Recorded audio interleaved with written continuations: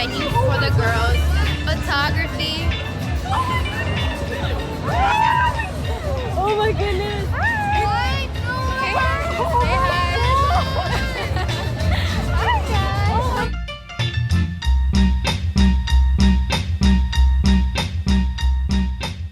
Hello everybody and welcome back. So lately I've been seeing some comments on what a quinceañera is, or maybe some traditions or aspects that make a quinceañera. And so today I've decided to make a video on what a quinceañera really is.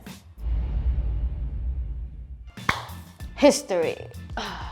Open your textbooks to page 15. I don't want to bore you guys too much with history, but this tradition did start long ago. I'm talking about centuries ago with our ancestors back in Mexico.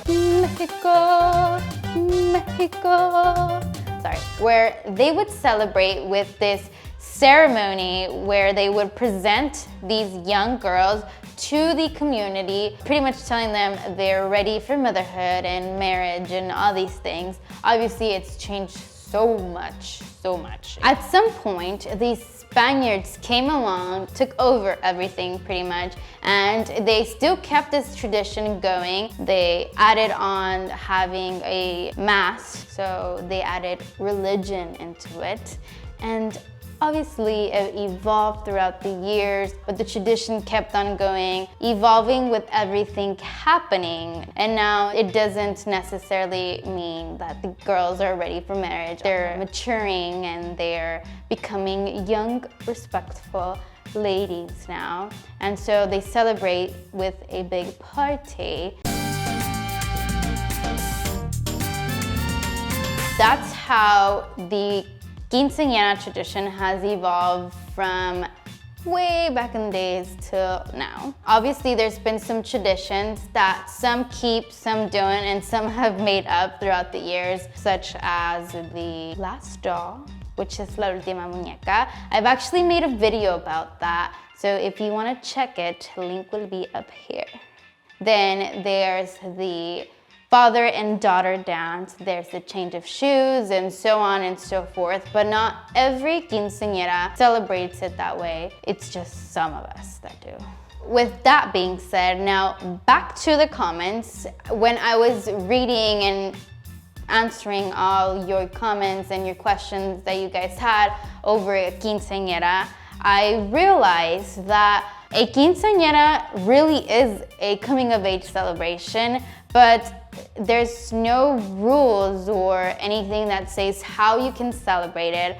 I think personally that a quinceañera, or it doesn't matter how you celebrate your quinceañera, as long as you're with your loved ones and the people who really care about you. Because at the end of the day, I mean, that's what it's really about, not all those fancy things going on. I mean, obviously those are all just extras.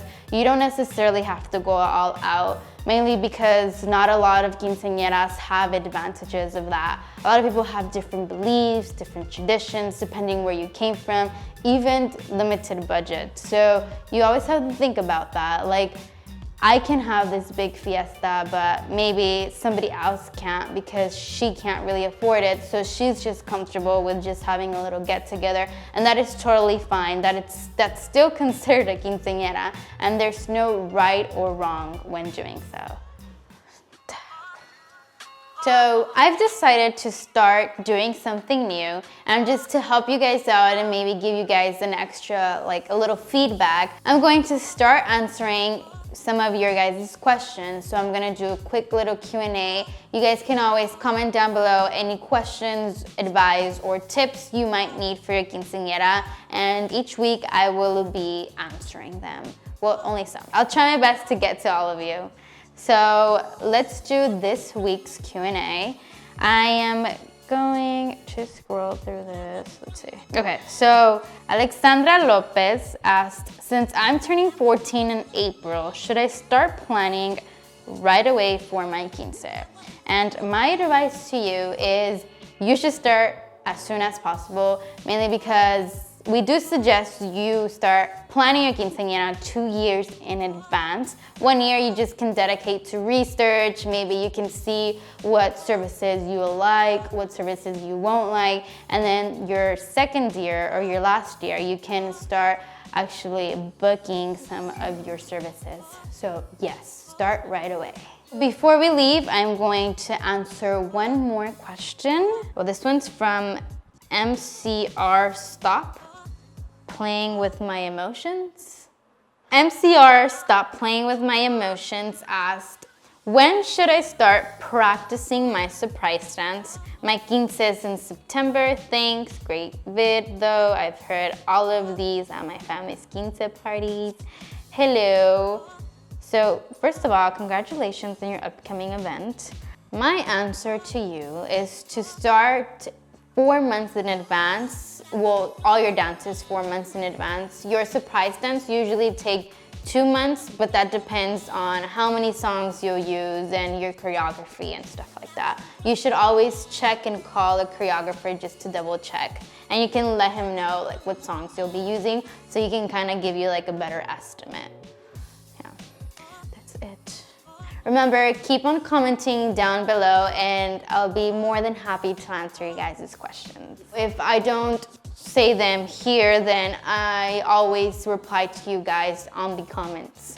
So just ask away, and anything that you guys are having trouble with, I will help you.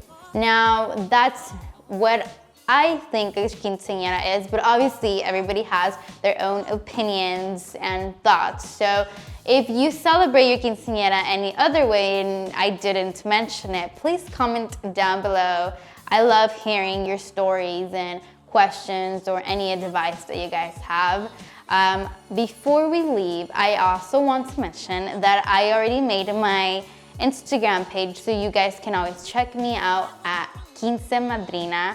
I have a lot of behind the scenes going on and a lot of other cool stuff that I don't necessarily put up here. So follow me on Instagram. And with that being said, that will complete today's vlog. Thank you so much for watching. Don't forget to like, share, comment, and subscribe for more helpful quince videos. I'll see you guys soon. No, but I wasn't grown up in mind. But I wasn't grown up in mind. Quince Madrina! Oh my god! Oh my god! Oh my god! Hi, how are you guys doing? We take a picture. Of course, let's do it. So we're gonna take a picture real quick.